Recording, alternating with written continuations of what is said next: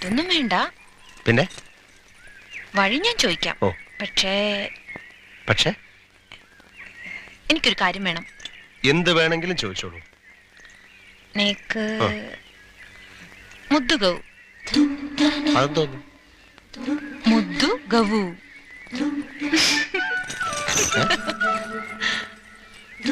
മുദ്ദു ഗൗ. മുദ്ദു ഗൗ. അയ്യേ, ഒരിക്കലും അതൊന്നായിരിക്കും.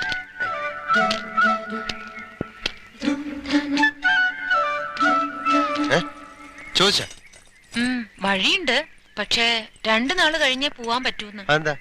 പുഴയില് മലവെള്ളം ഇറങ്ങിയിട്ട് കാട്ടുവഴി മൂടിക്കിടക്കുക അത്ര. പുഴ ഇങ്ങോട്ട് ഒരു പുഴയും കടലൊന്നും കണ്ടില്ലല്ലോ.